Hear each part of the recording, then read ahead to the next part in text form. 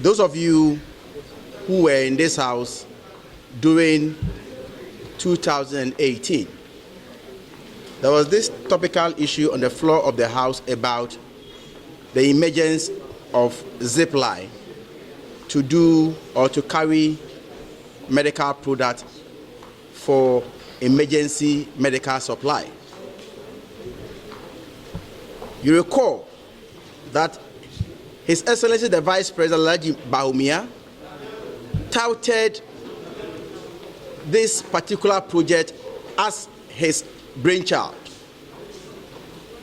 and convinced the Ghanaians that we should all accept the project because it was not going to have financial implication on the state budget.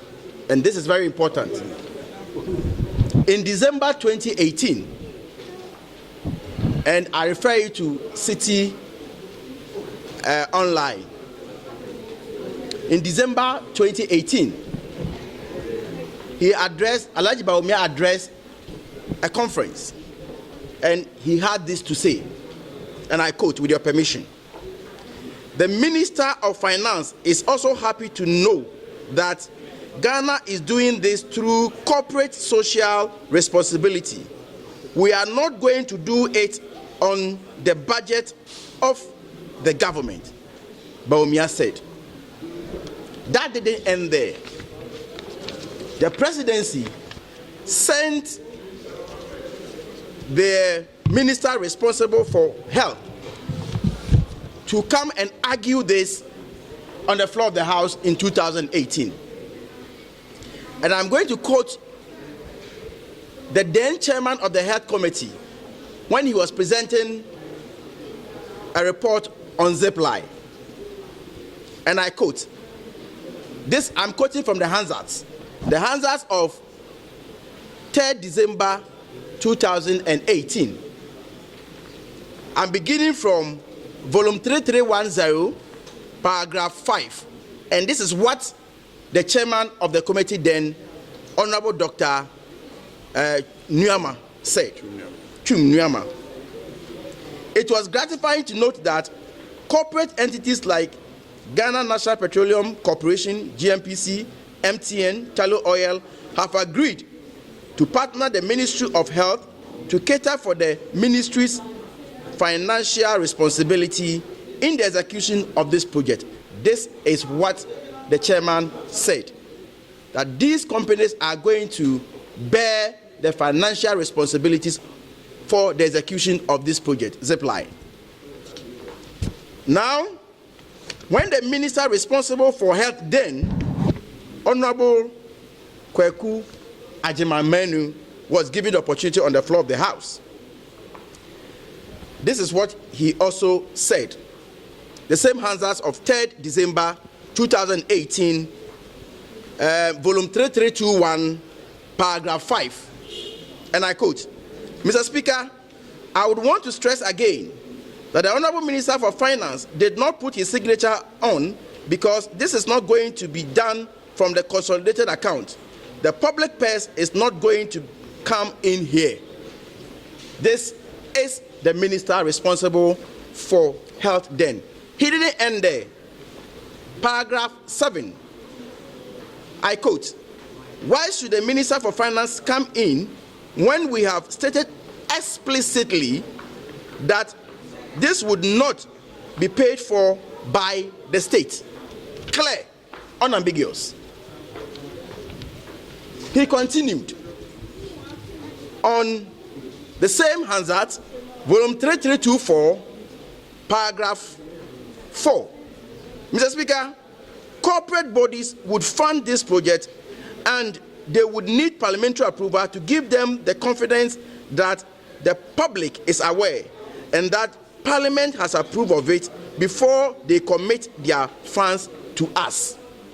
So they came to Parliament not because the state resources was going to be committed to it, but according to them, those corporate bodies needed the confidence before they commit to it.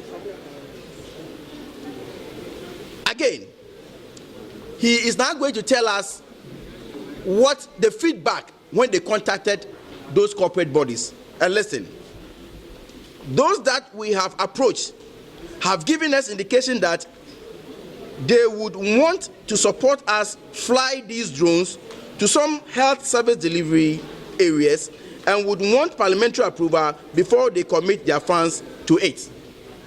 All these submissions were made by the minister responsible for health then. Now, only to discover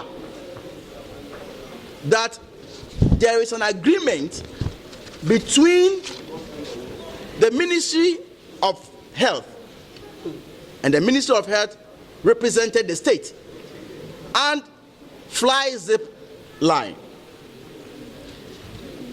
Not only is the state going to commit to the activities of Zipline, but the provisions in that agreement are injurious.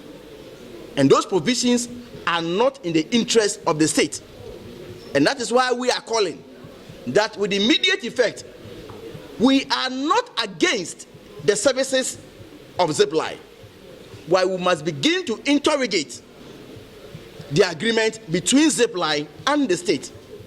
And we must also set the record straight that we must not be living in that deception by the vice president that the state is not committing or paying for the services of Zipline.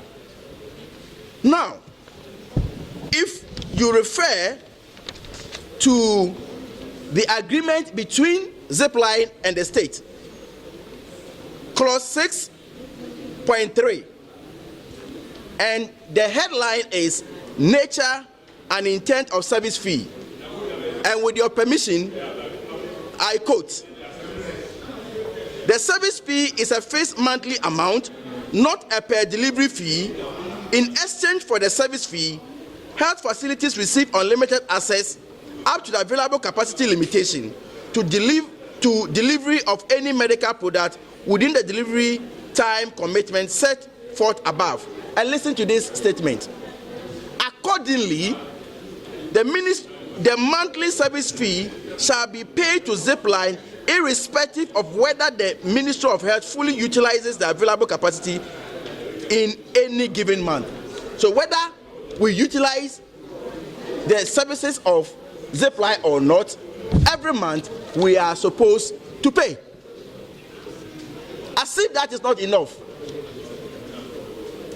clause 6.6 is telling us that if we default on payment, there's an interest that they are going to calculate against the state. And we are here tolerating this agreement. With the permission, 6.6, and I quote, interest on late payment. Ministry of Health will pay annualized interest at the lower of I, 20%, and II, the maximum amount allowed by law on any overdue amount, compounding monthly beginning the day after the final day of the payment period of an invoice if Ministry of Health has failed to pay the relevant invoice in full within the payment period. So, ladies and gentlemen, let's set the record straight, and let me put it on record here that nobody is saying that we are against the services of Zipline. But we must probe this agreement. We must know the deliveries, because other countries are paying per delivery. If you go to Tanzania, this is what is done. If you go to Rwanda, that is what is done. And we must even define what they should fly, so that they won't go and fly paracetamol syrups just because they want to do more deliveries and get back to us to pay. So I think that we must shine our eyes on this agreement. I thank you for the opportunity.